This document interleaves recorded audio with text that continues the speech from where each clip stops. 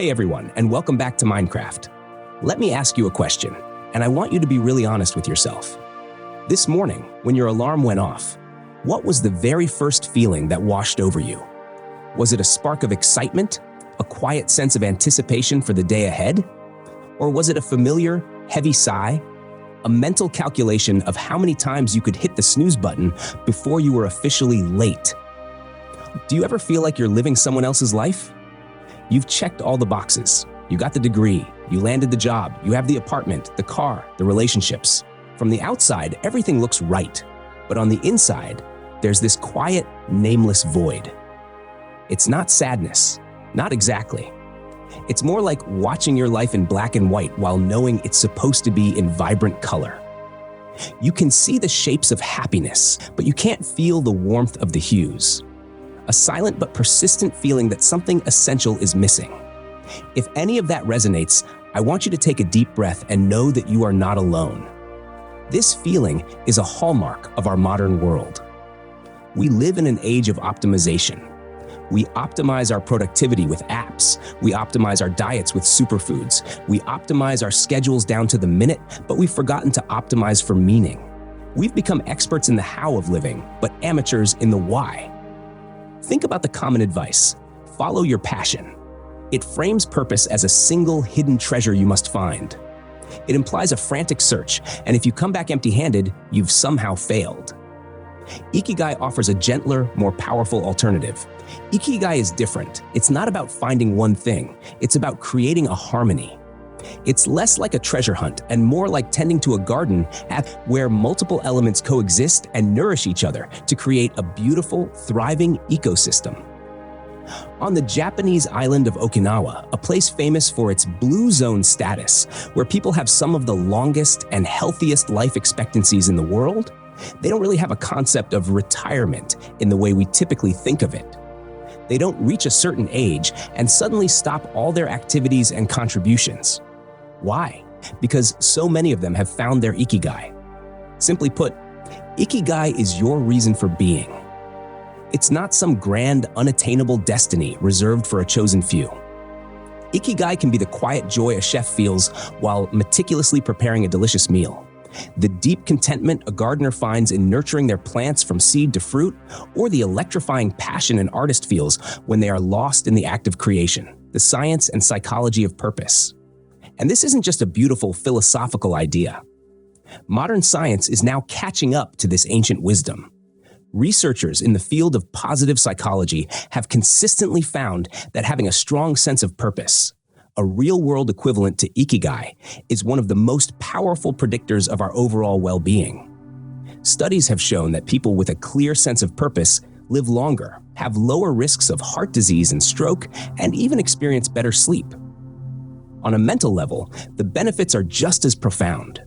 A sense of purpose acts as a powerful buffer against depression and anxiety. It builds resilience, helping us navigate life's inevitable challenges with more grace and strength. But why? What's happening in our brains? Think of it this way. Living with purpose gives your brain a healthy chemical cocktail. When you make progress on something that matters, you get a hit of dopamine. That's the feeling of motivation, and yes, I'm on the right track. When you connect with others through your work, you get serotonin and oxytocin.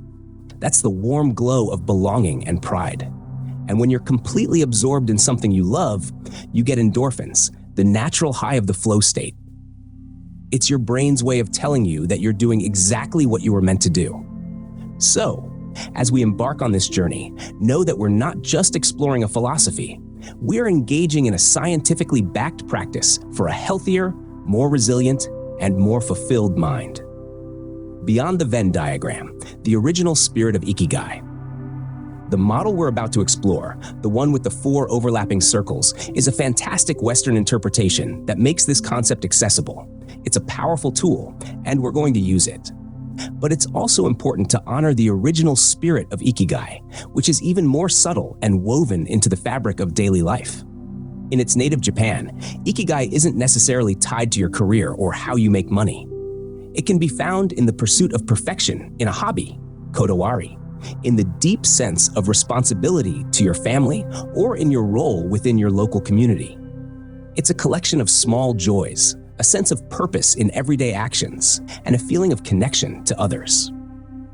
So as we go through these 4 circles, remember that the goal isn't just to find a perfect job. It's to build a life where all these meaningful elements can coexist, whether in your work, your hobbies, or your relationships. So how do we find our own Ikigai? That's exactly what we're here to do today. Think of this not just as a video, but as a personal workshop. I encourage you to grab a notebook and a pen. That's it, because we're about to draw a map that leads not to a destination, but to the very heart of who you are. Are you ready? Let's begin. The journey through the 4 circles, where your heart speaks, what you love. The first circle is the most fundamental, the very core of this entire exploration. We're starting from the warmest, most honest place, your heart. This circle is called what you love.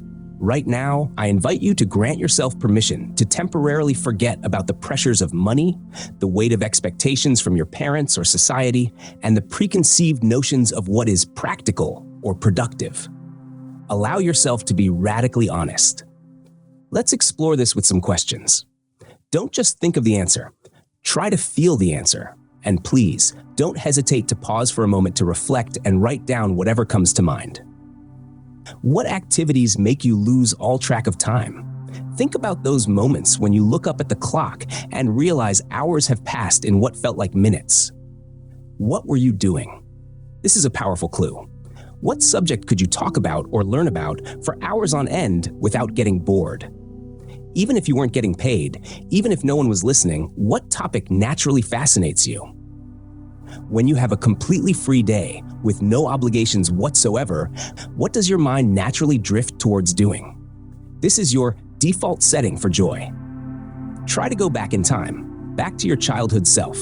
Before the world told you what you should be, what did you love to do? Was it building forts, drawing imaginary worlds, or taking things apart just to see how they worked?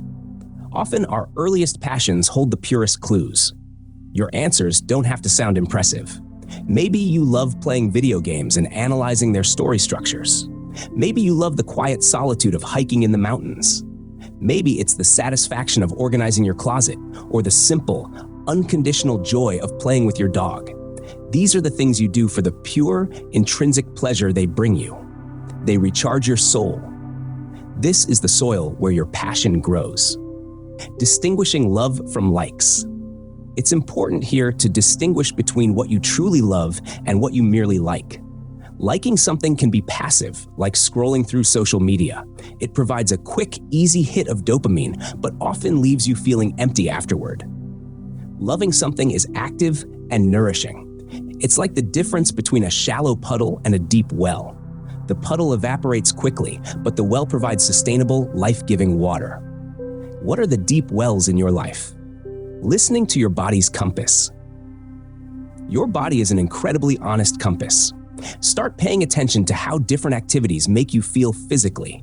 When you're doing something you love, you might feel a sense of expansion in your chest, a surge of energy, a feeling of lightness.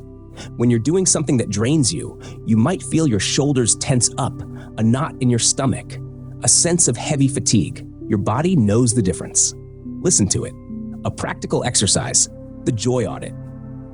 If you're struggling to identify these things, try this simple exercise for 1 week. Call it the joy audit.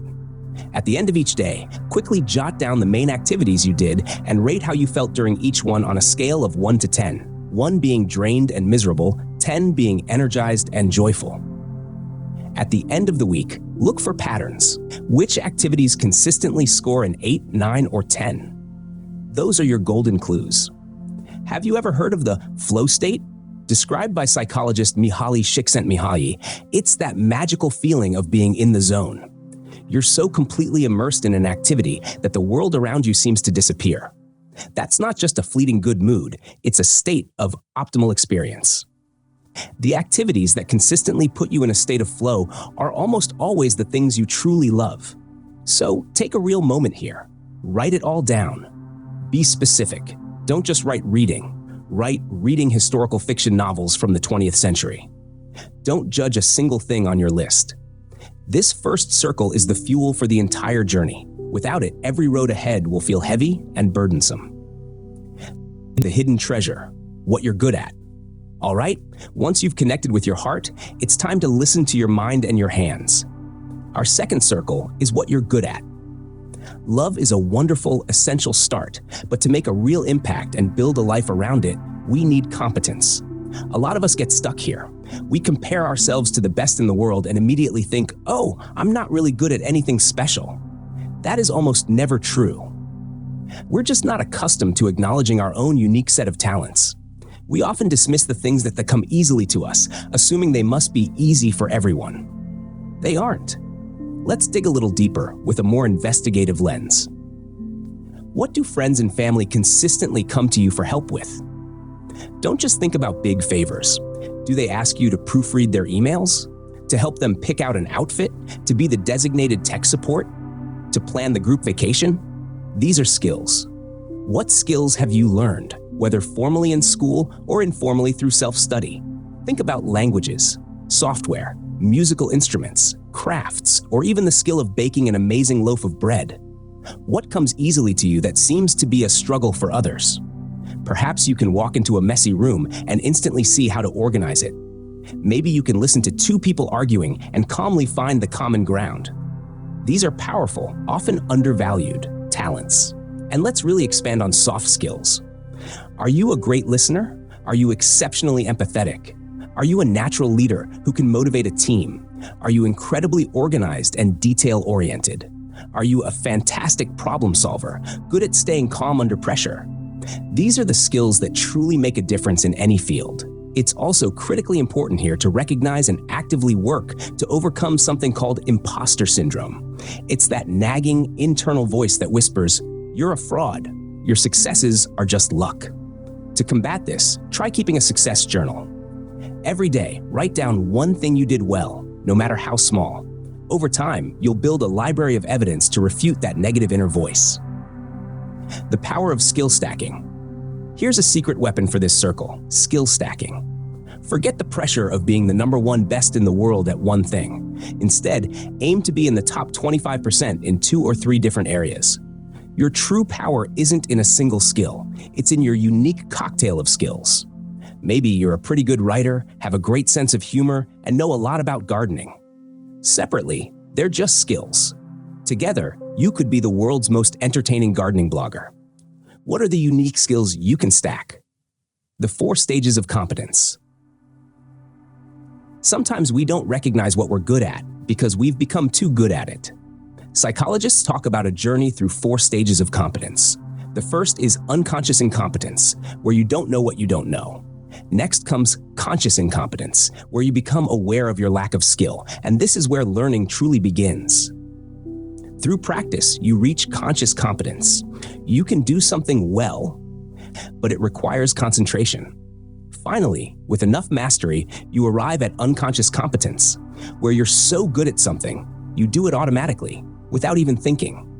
Many of your greatest talents might be in that 4th stage. You do them so naturally that you don't even see them as skills anymore. Ask a trusted friend, what's something you think I'm good at that I might not realize? Their answer might surprise you. So, make a comprehensive list. Be objective. A talent for making people laugh and feel at ease is just as valuable in the right context as a talent for complex data analysis. Now, place your 2 lists side by side. The things you love and the things you're good at. If you find an overlap, something you both love and are very good at, congratulations, you've found your passion. This is a potent combination. But what if they don't overlap? That's perfectly okay and very common. This is only the second step. Our map is still unfolding, and we're just gathering the landmarks. Creating value, what the world needs. So far, our exploration has been intensely personal, looking inward. Now it's time to turn our gaze outward. Our third circle is what the world needs. And I know, the world sounds huge, abstract, and intimidating. You don't have to solve world hunger or reverse climate change tomorrow, though if you can, by all means, please do. I want you to reframe the world as your world. It could be your immediate family. It could be your neighborhood. It could be your online gaming community. It could be your professional industry. It's any group of people you care about. Ikigai isn't just about self-fulfillment. It's about meaningful contribution. The feeling of being useful, of being part of something larger than yourself, is one of the most profound and lasting sources of human happiness. It's the antidote to feelings of isolation and meaninglessness. So, for this circle, become a compassionate observer. Become a detective of needs. What problems do you see around you on a daily basis? What are the friction points in people's lives? What do people in your circle often complain about? Listen to their struggles. What are they trying to achieve but can't? What breaks your heart or makes you feel a little bit angry? Your emotional response is a compass pointing toward what you care about. Is it animal welfare? Environmental issues? Mental health stigma? If you had a magic wand, what one specific problem in your community or your field would you solve? Let's go one step deeper.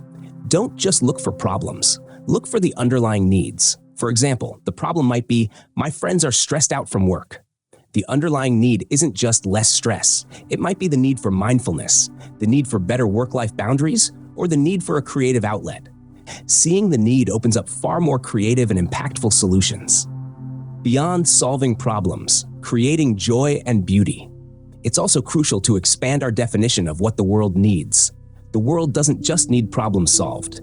It also desperately needs beauty, joy, laughter, and connection.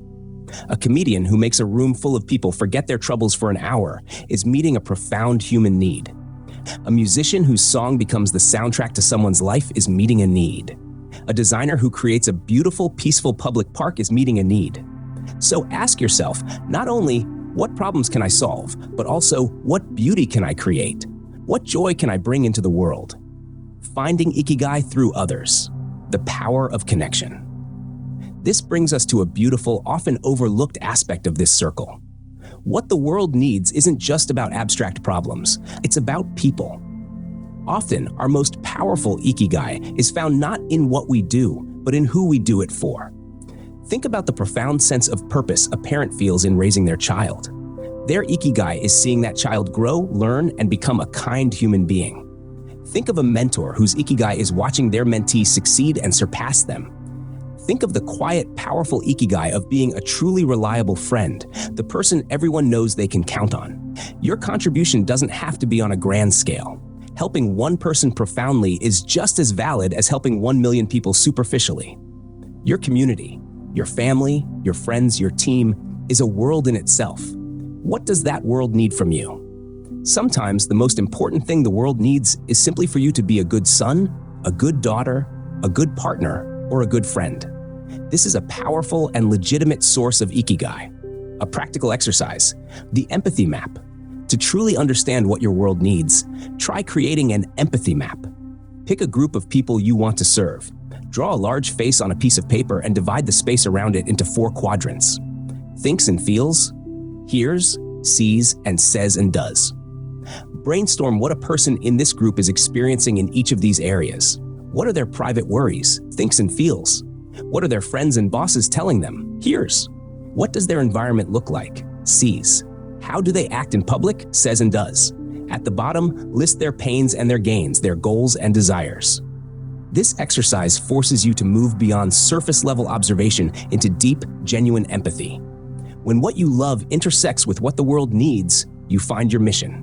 You feel a powerful, intrinsic pull to act, a sense of purpose that energizes you, even if it's not your job. It's a cause that feels bigger than you. The foundation of sustainability, what you can be paid for. And that brings us to our final and very practical circle, what you can be paid for. Let's be realistic and ground ourselves. We live in a world where we need resources to survive, to support our families, and crucially, to continue doing the work we care about. This circle isn't about greed or selling out. It's about creating sustainability. It's about receiving a fair exchange of value for the value you provide to others. Without this piece, even the most passionate mission can lead to burnout. What skills do you possess that people or companies are currently willing to pay for? Look at job postings, freelance platforms, and industry trends. What problems can you solve that have a tangible market value? People pay to have their problems solved, whether it's a leaky faucet, an inefficient business process, or a lack of knowledge in a specific area. Look at the people who are already doing things you're interested in. How do they structure their careers? How do they make a living? Deconstruct their business models. And please, think far beyond a traditional 9-to-5 job. The world of work has fundamentally changed. You could be a freelancer, offering your skills in writing, design, or consulting on a project basis. You could start your own small business, whether it's an online store, a local cafe, or a service-based company. You could join the creator economy, building a community around your knowledge and passion through videos, podcasts, or newsletters, and monetizing through ads, sponsorships, or digital products. The possibilities have never been more diverse. A mindset shift, funding your mission. Here's a powerful way to reframe your relationship with money. Instead of thinking of it as making a living, think of it as funding your mission. Money becomes the fuel that allows you to continue doing your meaningful work in the world. This simple shift can remove the feeling of being a sellout and infuse the act of earning money with a sense of purpose. The Ikigai spectrum. It's also important to recognize that Ikigai isn't always an all-or-nothing switch. Very few people find a single job that perfectly satisfies all 4 circles from day one. It's more helpful to think of it as a spectrum or a portfolio. Your main job might satisfy good at and paid for. You can then consciously fill the other circles through a passion project, what you love, and volunteer work, what the world needs. The goal is to ensure your life as a whole contains all 4 elements, even if they come from different sources. The almost Ikigai zones, living in the overlaps. Now that we have all 4 circles, let's look at what happens when they only partially overlap. This is where most of us live, and identifying your current zone is the key to knowing what to work on next. First, are you living in your passion? This is the zone where you do what you love and what you're good at. It's the realm of the talented hobbyist or the starving artist. You feel immense joy and flow when you're engaged in your craft. You're skilled, and the act of creation is deeply satisfying. The feeling is one of excitement and satisfaction in the moment. But what's missing is a sense of usefulness and financial security. You might think, I love doing this, but what's the point? It doesn't help anyone, and it certainly doesn't pay the bills. This can lead to feelings of guilt or uselessness, and the joy can curdle into a self-indulgent hobby if it isn't connected to the wider world. Perhaps you've found your mission. This is where what you love intersects with what the world needs. This is the zone of the passionate idealist or activist. You are driven by a powerful sense of purpose. You believe deeply in what you're doing, and it feels incredibly meaningful. The feeling is a deep sense of purpose and fulfillment, but what's missing is skill and financial reward. You might be full of heart but lack the specific skills to be truly effective, leading to frustration. And because you're not being paid, you're constantly worried about money, which leads directly to burnout. You can't pour from an empty cup. Then there's your vocation, where what the world needs meets what you can be paid for. This is the land of the dutiful professional who does good, necessary work. Think of a social worker or a teacher who is effective but has lost their initial spark. You know your work is important and you have a stable income. The feeling is a sense of comfort, stability, and usefulness. But what's missing is personal joy and passion. The work might feel like a heavy obligation. You might feel competent but uninspired, leading to a slow, creeping burnout, born not of stress, but of boredom and a lack of personal connection to the work. And finally, perhaps the most common zone in our modern society is your profession. This is where what you're good at meets what you're paid for, the golden handcuff scenario. You are highly skilled, well compensated, and likely respected in your field. The feeling is one of financial security and a sense of competence. But what's missing is meaning and joy. You might find yourself dreading Monday mornings, constantly looking at the clock and asking yourself, is this all there is? You have comfort, but you feel a deep existential emptiness. Your life is secure, but your soul is undernourished. Do any of these zones sound familiar? Identifying where you are isn't a judgment, it's a diagnosis. And the wonderful thing about a diagnosis is that it's the first step toward a cure. So if you found yourself in one of these zones, the next question is, how do you start building the bridges to the center? That's what our practical roadmap is all about. a practical roadmap, building your Ikigai bridge. All right, so you've done the deep work. You've explored your inner world and the world around you. You've looked at your lists and diagnosed which zone you're currently living in. Now what? Theory is beautiful, but action is what creates change. This is where we move from being a map reader to a bridge builder. The first step is to assess and diagnose your position. Look at your map with the honesty of a strategist. This isn't about self-criticism, it's about clarity. Pinpoint your location. Are you firmly in the profession zone, comfortable but uninspired? Are you a passionate hobbyist, full of joy but struggling to connect or make a living from it? Acknowledge it without judgment. Naming it gives you power over it. Once you have that clarity, the next step is to identify your missing link and formulate a hypothesis. Based on your diagnosis, find your focus. Which missing circle, if you started to nurture it, would change everything? Now turn that focus into a courageous question. It's not a hypothesis to be proven, but a question to be lived. For example, if you're in a profession, your hypothesis might be, I believe that if I use my project management skills to volunteer for an environmental nonprofit I care about, I will feel a greater sense of joy and purpose. Or, if you're on a mission, it could be, I believe that if I take a course on public speaking and grant writing, I can become more effective and eventually secure funding for my cause. A clear hypothesis turns vague wishes into a concrete plan. This leads us to the third, most actionable step, the 5% project, your Ikigai laboratory. You don't need to quit your job or overhaul your life overnight. That's a recipe for fear and paralysis. Instead, I want you to start a 5% project. Commit just 5% of your waking hours each week. That's about 8 hours, roughly the equivalent of one workday, to actively experimenting with your hypothesis. This is your low-risk, high-reward Ikigai laboratory.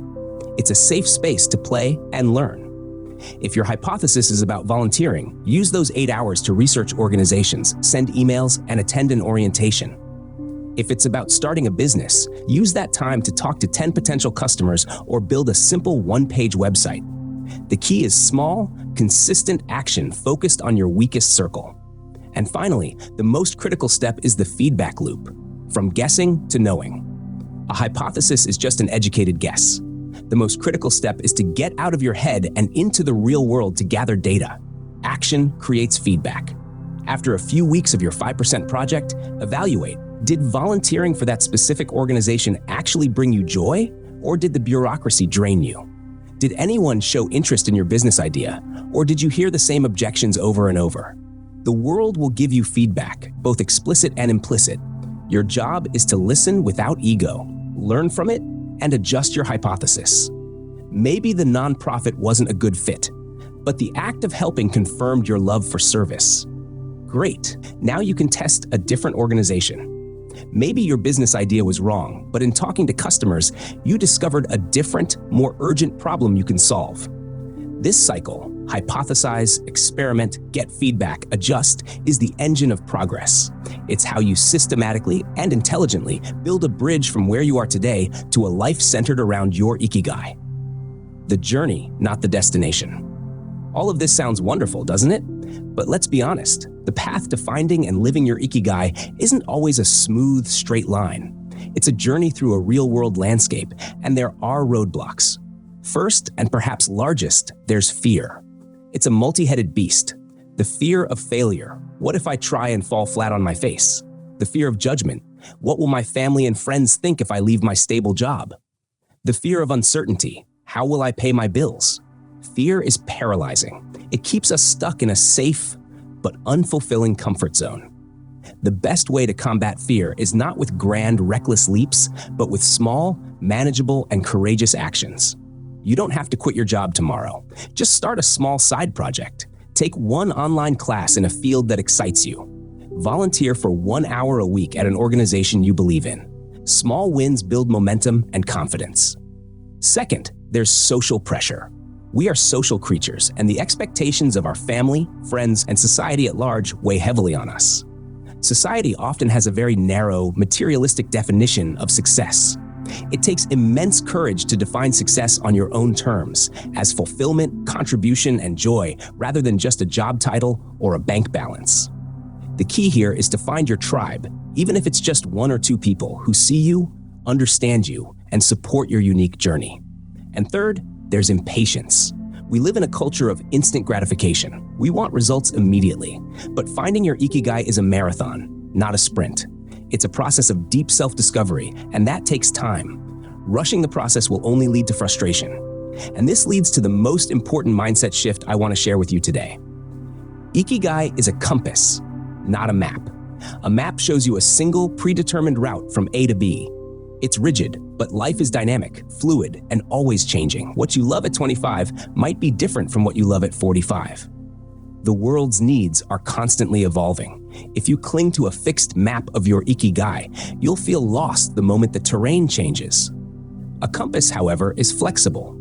It doesn't tell you which road to take, but it always points you in the right direction. Your Ikigai is your true north. It's an internal guidance system that helps you make decisions, big and small. When you're at a crossroads, instead of asking, which option pays more, you can ask, which path leads me closer to my Ikigai? Which choice feels more aligned with who I am and who I want to become? The evolving Ikigai, navigating life's seasons. This compass idea is crucial because your Ikigai is not a static destination. It's a living, breathing thing that evolves as you do. Life is a series of seasons, and your sense of purpose will naturally shift and adapt to each one. Think of a professional athlete. In their 20s, their Ikigai might be the roar of the crowd, the thrill of competition, and pushing their body to its absolute limit. It's intense and all-consuming. But what happens when they retire? Their Ikigai doesn't die, it transforms. It might evolve into coaching, where their purpose shifts to mentoring the next generation. Or it might become a passion for promoting health and wellness in their community, using their platform for a different kind of impact. The core elements, love for the sport, expertise, a need in the world, are still there, but they are reconfigured into a new shape. Consider a parent whose life for 2 decades revolved around raising their children. Their Ikigai was found in packed lunches, bedtime stories, and soccer games. When their last child leaves for college, the empty nest can feel like a crisis of purpose. But it's also an invitation for their Ikigai to evolve. They might rediscover a long-lost love for painting, start a small business based on a lifetime of experience, or find a new sense of purpose in volunteering or traveling. Their Ikigai shifts from direct caregiving to personal rediscovery and new forms of contribution. Sometimes, this evolution is forced upon us by a major life event, a health crisis, a layoff, a personal loss. These moments can be painful, but they are also powerful catalysts for reevaluation. They strip away the non-essential and force us to ask, what truly matters now? Often, a new, more profound Ikigai emerges from the ashes, one centered on different values like community, gratitude, or simple creative expression. The beauty of Ikigai is that it allows for this growth. It's not about finding one answer and clinging to it forever. It's about staying in conversation with yourself and with the world, and having the courage to let your purpose evolve as you do. So how do you use this compass every single day? First, practice small Ikigai. Don't wait for a grand purpose to feel fulfilled. Find joy and purpose in the little things. The ritual of making the perfect cup of coffee in the morning. A genuinely helpful conversation with a colleague. A quiet, mindful moment watching the sunset. These small moments of purpose are the threads that weave a meaningful life. Second, schedule a date with yourself. Just as you'd schedule an important meeting, block out time on your calendar once a month to check in with your 4 circles. Has anything changed? What have you learned about yourself this month? Does your compass need a slight recalibration? This is an essential act of self-respect and self-guidance. And finally, always be a student. Cultivate a mindset of lifelong curiosity. Learn new things, even if they seem unrelated to your current path. Read widely. Talk to people with different life experiences. Every new piece of knowledge, every new perspective adds more color and detail to your personal map and makes your compass more accurate. Final thoughts. My friend, the journey to find your Ikigai is truly the journey to find yourself. It's about courageously answering the fundamental questions, who am I, and what is my unique place in this world? It's about consciously creating a life that feels authentic, a life of purpose, a life where you wake up most mornings grateful to be alive. The 4 circles are just a tool, a framework to guide your thinking. The real magic, the real answers are already inside you. You just have to be brave enough and quiet enough to listen. Now, I truly want this to be a conversation. I want to ask you to take one small active step right now.